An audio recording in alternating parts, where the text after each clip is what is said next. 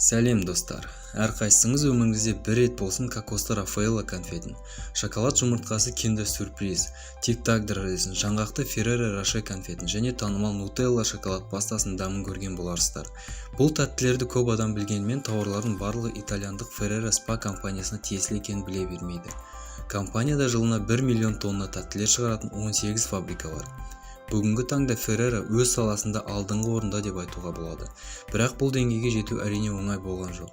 Шағын кондитерлік дүкеннен бастап Еуропадағы зәулім зауыттарға дейін салып, 2000 жылдары тауарлары әлемнің 50 мемлекетінде сатылатын деңгейге жеткен компанияның жолы қиындықтарға толы болды.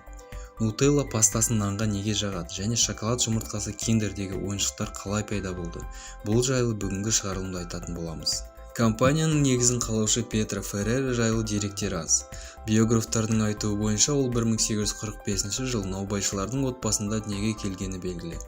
Алғашқы кондитерлік дүкен 1942 жылы Италияның Альба қаласында ашылған.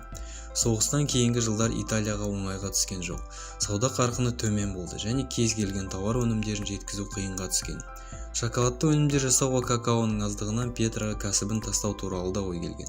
Бірақ ол какаоны аз қажет ететін кулинарлы рецепттарды іздеумен болды. Бір апта көлемінде ізденудің арқасында Наполеонның кезіндегі джандуя тәтті француз десертінің рецептін табады. Бірақ бұл десертті өз ыңғайына қарап, какаоны өте аз мөлшерде қосып жасайды. Құрамы май, бал және жаңғақтан тұрған. Өнімнің өте арзан бағасына қызығып, сатып алушылар саны көбейе бастаған. Осылайша бір күні Пьетро Феррера Альба әкімдігінен джандуя десертіне өміріндегі ең үлкен тапсырыс алады. Бір күн жасалған тапсырысын жасап болып, әдеттегідей салқын жертөреге орналастырған. Бірақ сол түн соңғы 10 жылдықтағы ең ыстық түн болып шығады. Таңертең әйелі Пьетроға еңбегінің барлығы еріп кеткені туралы айтқан. Әрине бұл жағдай отбасының көп ақша жоғалтуына себепкер болар еді. Мұндай жағдайға түссек біз де не істерімізді білмей қалар едік қой. Бірақ та Пьетро өзін қолына алып, өз ісінің шебер екенін дәлелдейді. Барлық еріп кеткен массаны нанға жағып, шоколадты бутерброд ретінде қолдануға шешім қабылдайды. Тез арада үлгергенше десерттерді дайындап, әкімдікке барып, танымал десерттерінен басқа оларға ұнайтын тағы бір тәтті тағам бар екенін айтқан. Сол күні шоколадты бутербродтарына бірнеше үлкен тапсырыс алады. Дайындау барысында бұл десертке одан аз какао кететіні және өндіру арзанға түсетінін байқаған. Танымал Nutella пастасының пайда болуын осы жағдаймен байланыстырады. Таңғаларлық оқиға келсесіз бе? Фабриканы жүргізу мен коммерциялық мәселелермен ағасы Джованни айналысқан, ал ұлы Микеле әкесіне тәттілер жасауға көмектесіп отырған. Пьетроның әйелі де шетте қалмай сатып алушылардың санын көбейтіп, дүкендерді безендіріп отырған. 1949 жылы Пьетро Феррера денсаулығына байланысты компанияны отбасына тапсырып, өзінің кәсібінің өскенін көріп те үлгермей дүниеден өтеді. Бірақ оған дейін өз ұлы Микелені кәсіптің қыр-сырын үйретіп, орнына дайындаған болатын. Микеле де әкесі сияқты өз ісінің маманы еді. Бизнестің өсуімен бірге жаңа өнімдер де пайда болады. 1951 жылы фирмалық дүкендерде шыны ыдыстағы супер крема жазуы бар шоколад пастасы ұсынылады. Ал ішінде өзіңіз білетін еріп кеткен десерттен пайда болған паста еді. 1956 жылға дейін Мончерри конфеттері шыққанға дейін шоколадты жаңғақты паста дүкендердегі сатылымы ең жоғары тауар еді.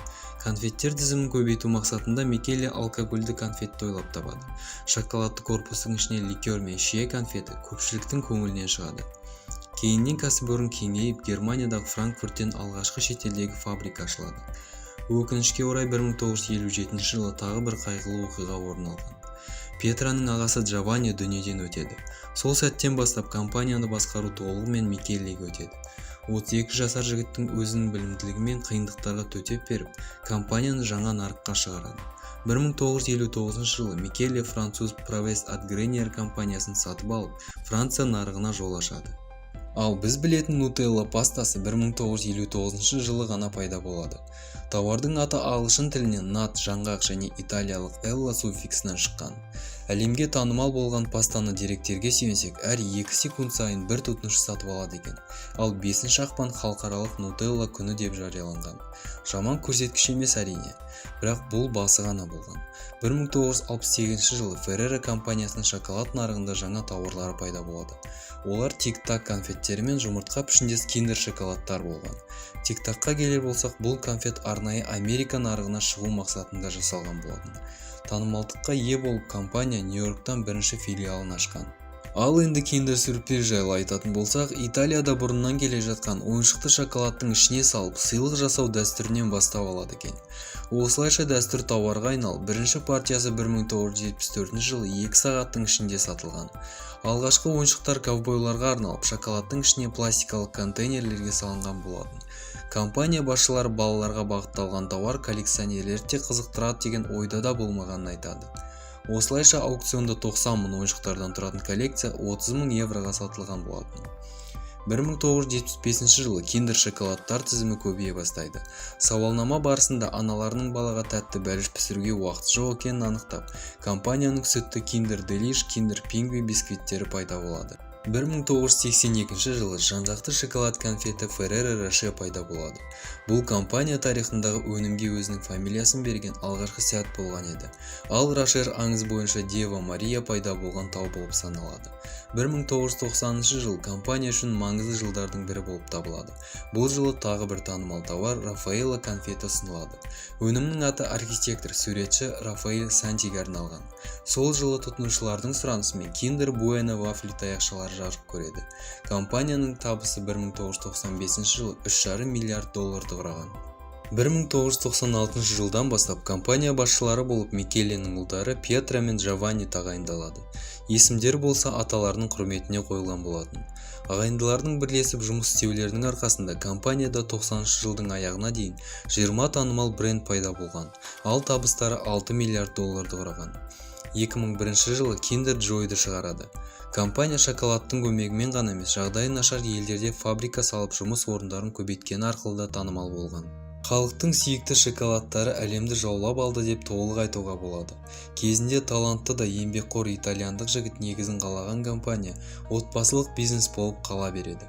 Сонау 1942 жылы Пьетро артқа қайтпай, өз ісі үшін соңына дейін күрескен еді. Бір қарағанда қарапайым еріген шоколад пен ойыншықтар әлем бойынша миллиондаған адамға керемет эмоция алып келді. Бұл оқиғадан алатын сабағымыз барлығы өз қолымызда. Ал сіздерге бұл компанияның қандай шоколадтар ұнайды? Міндетті түрде жазып кетіңіз. Шығарылым болса соңына келіп жетті. Каналға тіркеліп кетуді ұмытпаңыздар. Келесі кездескенше.